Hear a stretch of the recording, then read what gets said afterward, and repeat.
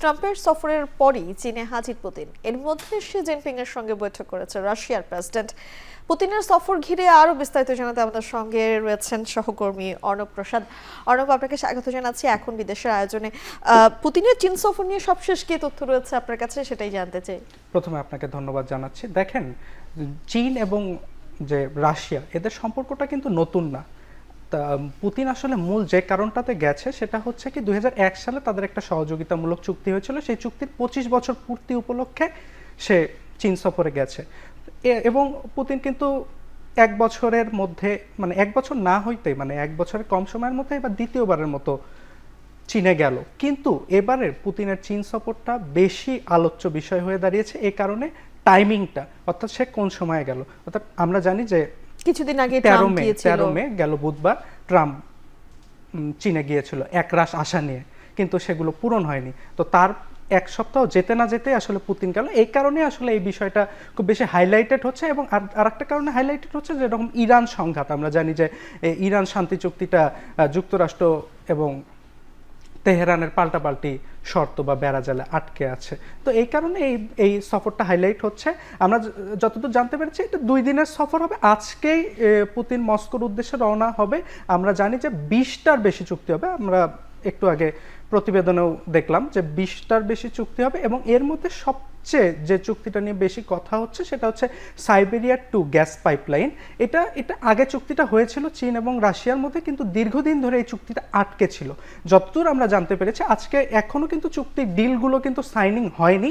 আমরা যতদূর জানি বিকেলের দিকে, চীনের স্থানীয় সময় বিকেলের দিকে হয়তো বা আবার বসবে দুই নেতা, সেখানে এই ডিলিংগুলো ফুলফিল হইতে পারে। কি ধরনের ডিলিং হতে পারে বা আলোচনা হয়েছে? দেখেন, এখানে কিছুক্ষণ আগেই বিবিসি যেটা বললো যে দুই নেতা যেটা বলেছে যে তারা হচ্ছে ব্যবসায়িক অংশীদার, তারা মিত্র না বলে বলছে তারা অংশীদার।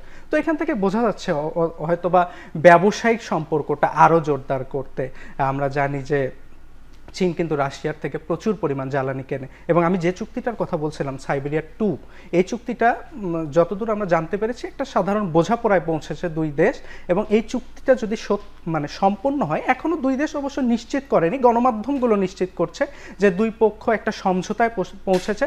চুক্তিটা যদি আসলেই কার্যকর হয় বা বাস্তবায়নের পর্যায়ে পৌঁছায়, তাহলে রাশিয়া থেকে প্রতি বছর 50 বিলিয়ন ঘন মিটার তেল চীনে প্রবেশ করবে। তো এটা একটা বড় ডিলিং হইতে পারে। এর পাশাপাশি যেটা বলেছে যে সকালে একটা মিটিং ছিল, আমরা জানি যে গ্রেট হলে একটা মিটিংয়ে সমবেত হয়েছিল দুই নেতা। খুব সংক্ষিপ্ত সময়ের মিটিংটা হয়েছিল এবং সেখানে তারা আসলে তাদের সম্পর্কের বিষয়গুলোকেই আসলে ফোকাস করেছে। আমরা যতদূর জেনেছি যে কৌশলগত তাদের যে অংশীদারিত্বের সম্পর্ক, এই বিষয়ে একটা যৌথ বিবৃতি আসতে পারে।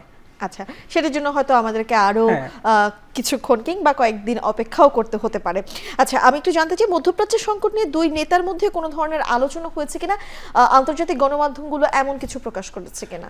দেখেন, দুই নেতার বৈঠক কিন্তু এখনো শেষ হয়নি। সকালে এক দফায় হয়েছে, সেই দফায় আমি একটু আগে যেটা বললাম, সেই দফায় তারা আসলে তাদের যে কৌশলগত সম্পর্ক বা দীর্ঘদিনের বন্ধুত্বপূর্ণ ব্যবসায়িক অংশীদারিত্বের সম্পর্ক, এটার বিষয়ে বেশি ফোকাস করেছে। এই মধ্যপ্রাচ্য বা এই শি জিনপিং যেটা বলেছে যে মধ্যপ্রাচ্য আসলে অস্থির পরিস্থিতিতে রয়েছে এবং সে কোনো একক দেশের নাম নির্দেশ না করলেও সে মেনশন করেছে যে পৃথিবীতে এখন একক বলয় চলছে এবং একক মোড়লের আধিপত্য চলছে। এই কারণে বিশ্ব অস্থিতিশীল আছে বলে কিন্তু শি জিনপিং অভিযোগ করেছে। কিন্তু আমরা বিবিসির একক মোড়লটা বলতে আসলে তারা কি ইঙ্গিত করেছে? এখানে আসলে আমরা জানি যে চায়না সবসময় আসলে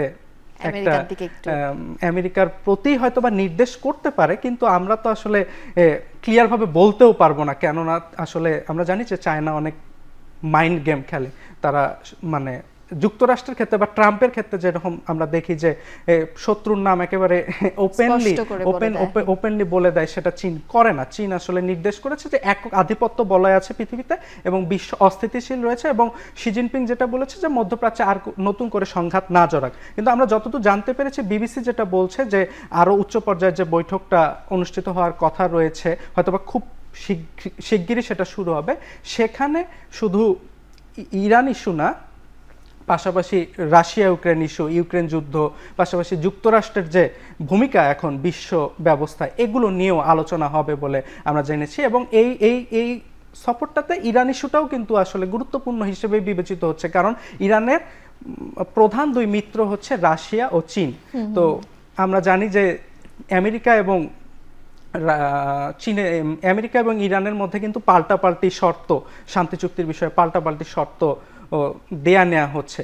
তো দুই পক্ষকে সমঝোতার টেবিলে বসানোর জন্য বা দুই পক্ষকে, কোন পক্ষকে তো ছাড় দিতে হবে বা কোন পক্ষর দাবিগুলো পূরণ হবে, অগ্রসর হবে, এর জন্য আসলে শক্ত মানে মধ্যস্থতাকারী দরকার। এবং একটা বিষয় আপনাকে জানিয়ে রেখে, আজকে ঠিক এই যে গ্রেট হলে বৈঠক শুরুর আগে রাশিয়ার পররাষ্ট্রমন্ত্রী যেটা বলেছেন যে তারা রেডি, যে এই যে যুক্তরাষ্ট্র এবং ইরানের মধ্যে যে আলোচনাটা স্থবির হয়ে পড়েছে, সে আলোচনাটায় গতিপথ আনতে রাশিয়া প্রস্তুত আছে। তো এখান থেকে বোঝা যাচ্ছে যে তারাও এবং রাশিয়া এবং চীনও ব্যাক চ্যানেলে এই নেগোসিয়েশনটা নিশ্চয়ই চালিয়ে যাচ্ছে, যাতে দুই দেশ একটা সমঝোতায় পৌঁছে বা মধ্যপ্রাচ্যে নতুন করে যাতে অস্থিরতা ছড়িয়ে না পড়ে। অর্ণব, আপনাকে ধন্যবাদ আমাদের সঙ্গে এখন বিদেশের আয়োজনে যুক্ত হওয়ার জন্য। আপনাকে অসংখ্য ধন্যবাদ। দর্শক, আমাদের সহকর্মী অর্ণব প্রসাদ ছিল, আমরা তার সঙ্গে কথা বলছিলাম।